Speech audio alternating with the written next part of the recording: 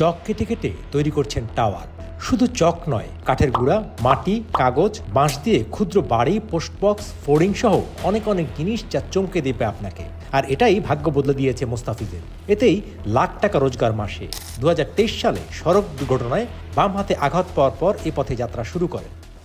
এক সময় কাজ করতে করতে মনে হলো যে মাইক্রো আর্ট, মাইক্রো স্কাল্পচার এইগুলো নিয়ে কাজ করার আমার আসলে খুব শখ হলো। তখন আমি আমার হাতের নাগালে আমার ছেলের জন্য যে চক ছিল, তো সেই চক দিয়েই আমি কেটে কেটে শুরু করে দিলাম একটা মাইক্রো স্কাল্পচার তৈরি করা। তখন সিলেটের এই যে চাকন্যা, চকে খোদাই করে আমি সিলেটের চাকন্যাটি তৈরি করলাম। এইটা করতে আমার প্রায় একদিন সময় লেগেছে। এটা ছোটো কাটার দিয়ে খুঁচিয়ে আমি তৈরি করেছি। প্রথমে পেন্টিং করতাম। পেন্টিং করতে করতে ওই যে আমাদের জৈন্তাপুরের ওখানে একটা রাজবাড়ি আছে, ওই রাজবাড়ির আমি পেন্টিং করি। ওই পেন্টিং করার পর আমি ভাবলাম যে এটার একটা মিনিয়েচার রেপ্লিকা করা যায়। তারপরে এটা ইতিবাচক সাড়া পাই এবং সামাজিক যোগাযোগ মাধ্যমে সেটা ভাইরাল হয় এবং সেখান থেকে এটা সেলও হয়। তারপর থেকে আমি আরও উৎসাহ পেলাম এবং এই যে বর্তমানে আমি এটাকে মিনিয়েচারটাকে আমি আমার পেশা হিসেবেই নিয়েছি আর কি। মানে এটা আনলিমিটেড, এমনকি মাটি থেকে শুরু করে সব কিছু মিনিয়েচারে লাগে আর কি। কাঠের গুঁড়ো, কাগজ এমন কিছু নিয়ে এখানে লাগানো যায় না, সব কিছুই মিনিয়েচারে লাগানো যায় আর কি। 2023 সালে আমি একদিন রাতে সিলেট শহর থেকে আমি গ্রামে যাচ্ছিলাম, আমার গ্রামের বাড়িতে যাচ্ছিলাম। তো ওখানে রাত্রে প্রায় আনুমানিক 9টার দিকে আমি আমাদের ওই গ্রামের কাছেই থামাবিল রোডের একটা জায়গায় একটা মিনি ট্রাকের সাথে আমি ধাক্কা খাই। রাস্তার নিচে আমি ছিটকে পড়ি। তারপরে আমার একটা হাত এবং এই পায়ের গোড়ালির ওখানে ফ্র্যাকচার হয়। তারপরে আমি দীর্ঘ 3 মাস বেড রেস্টে ছিলাম।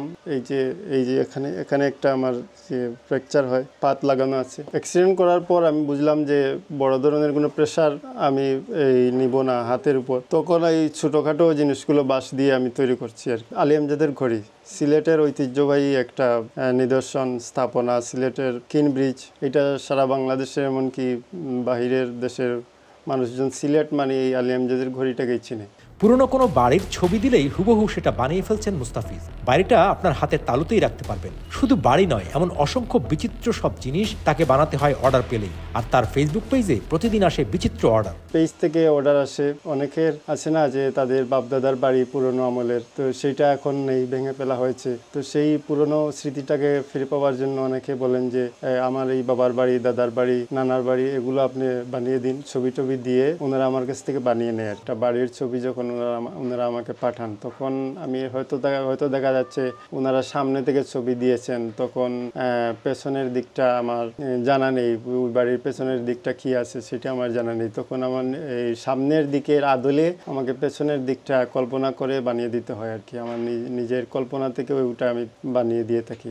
ওনাদেরকে যখন ওনাদের হাতে ওনাদের শৈশবটা আমি ফিরিয়ে দিতে পারছি, তখন আসলে ওনাদের যে খুশি হচ্ছেন, তখন আমিও আরও বেশি খুশি হচ্ছি। সিলেটের নিজের স্টুডিও থেকে শুধু সারা দেশে নয়, দেশের বাইরে পৌঁছে যাচ্ছে এসব পণ্য।